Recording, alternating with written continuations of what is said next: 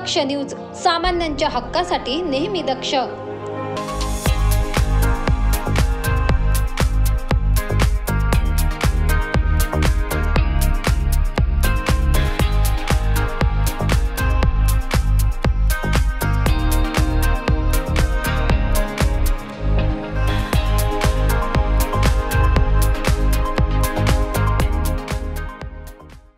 शिवसेना युवा सेनेचे प्रमुख आदित्य ठाकरे यांनी नाशिकमधून महाराष्ट्र स्वाभिमान सभेचा प्रारंभ करत महाविकास आघाडीच्या भावी योजनांबाबत महत्त्वपूर्ण घोषणा केली आहे। महाविकास आघाडीचे सरकार सत्तेत आल्यास लाडकी बहीण योजनेअंतर्गत मिळणाऱ्या आर्थिक मदतीत वाढ करून बहिणींना अधिक पैसे देण्याचे आश्वासन ठाकरे यांनी दिले। त्याचबरोबर महिलांच्या सुरक्षेसाठीही विशेष लक्ष दिले जाईल असे ते म्हणाले।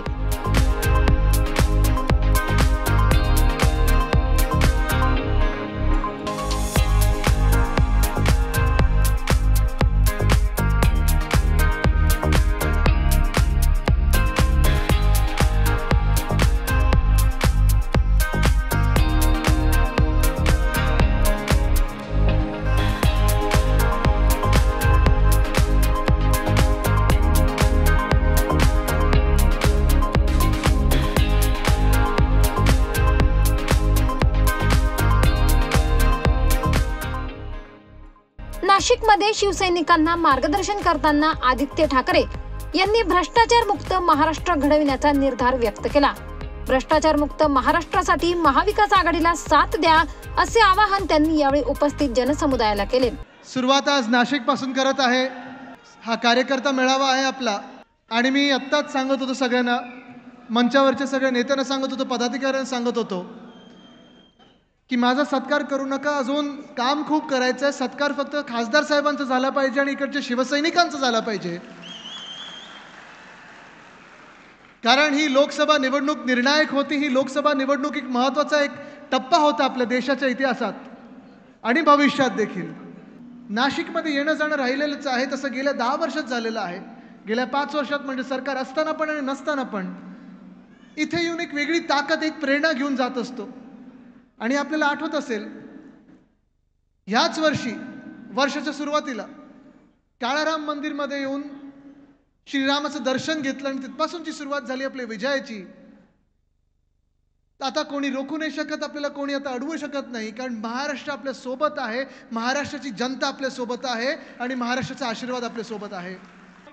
महाराष्ट्र स्वाभिमान यात्रा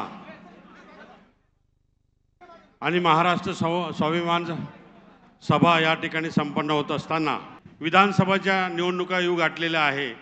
प्रत्येक विधानसभेमध्ये आपला बूथ प्रमुख जसा BLO आपण पक्ष कार्यामध्ये ज्या वेळेस संघटनात्मक बांधणी करतोय, तर आम्ही BLO वरती भर देतोय, बूथ प्रमुखावरती भर देतोय, आणि त्या पूर्ण 100% झाल्यानंतर निवडणूक ही सोपी होईल। आणि आम्ही मतदार यादीनुसार आम्ही मतदार तपासत नाही, आम्ही मतदारानुसार यादी तपासतोय, आणि आम्ही जे ब्लॉक केलेले आहे त्यानुसार जर आम्ही निवडणूक प्रोग्राम राबवला तर मला असं वाटतं नाशिक शहरामधल्या व नाशिक लोकसभेच्या 6 जागा आणि नाशिक जिल्ह्याच्या 15 जागा यापैकी कमीत कमी 8 ते 10 जागा आपल्याला मिळावा अशी विनंती मी करण्यासाठी उभा आहे। मला खात्री आहे शिवसैनिकांचं प्रेम आहे, संघटनात्मक बांधणी चांगली आहे, आदरणीय उद्धव साहेबांना सहानुभूती आहे। मशाल ही चिन्ह लोकसभेला जरी नवीन असलं तरी लोकांपर्यंत पोहोचलेलं आहे, पण विधानसभेला याच्यापेक्षा जास्त मताने आपण निवडणुका जिंकू अशी मला खात्री आहे। विधानसभेची निवडणूक आणि आम्हाला पुन्हा एकदा आमचे पक्षप्रमुख सन्माननीय उद्धव ठाकरे साहेब यांना मुख्यमंत्री म्हणून त्या ठिकाणी थाटामाटाने आणि सन्मानाने विधानसभेवरती पाठवायचे आहे। आणि त्यासाठी येणाऱ्या विधानसभेच्या निवडणुकीमध्ये साहेब आम्ही सर्व निष्ठावंत आहोत।